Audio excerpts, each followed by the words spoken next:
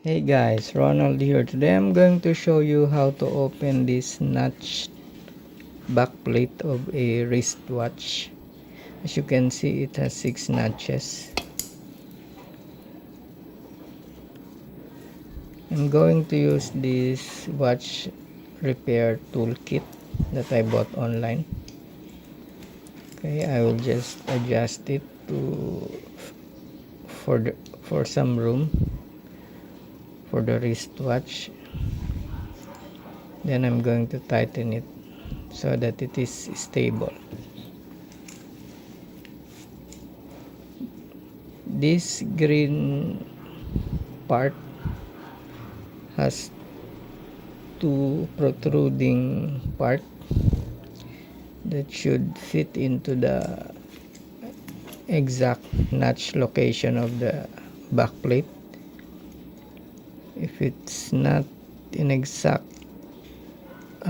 fit, you can adjust it and then start turning it counterclockwise. There you go.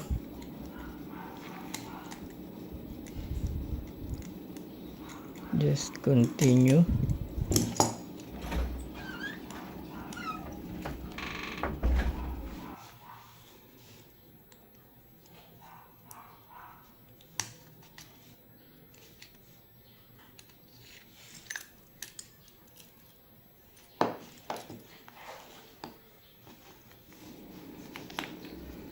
Okay, now I'm going to remove the old battery and replace it.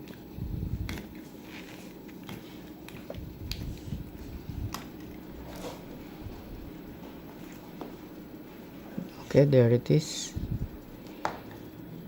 I'm going to replace it with a brand new battery. By the way, this battery is number 626 for this particular watch.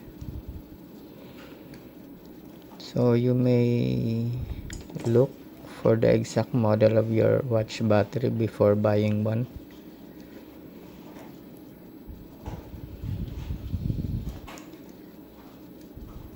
This is a very common battery size, the 626.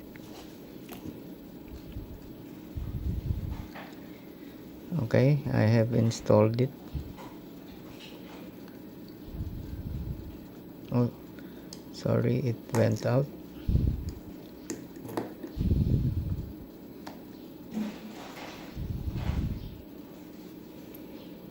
Okay, I'm going to untighten this tool.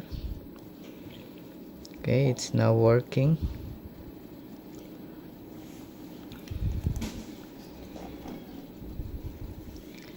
Let's put back the back plate.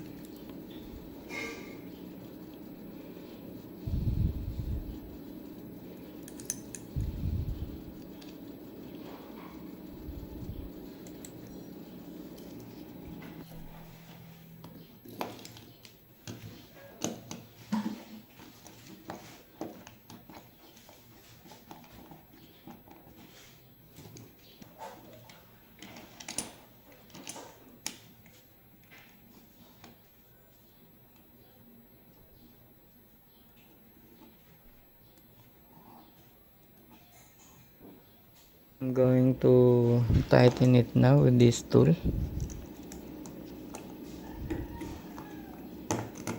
It may snap along the way, but just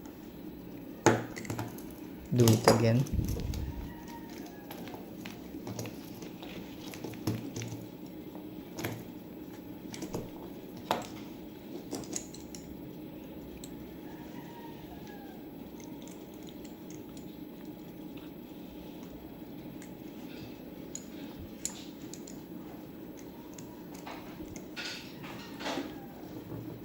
Okay, that's it. So I hope you like the idea, and in case you want to buy this tool repair kit, I'm going to put it in the message section below.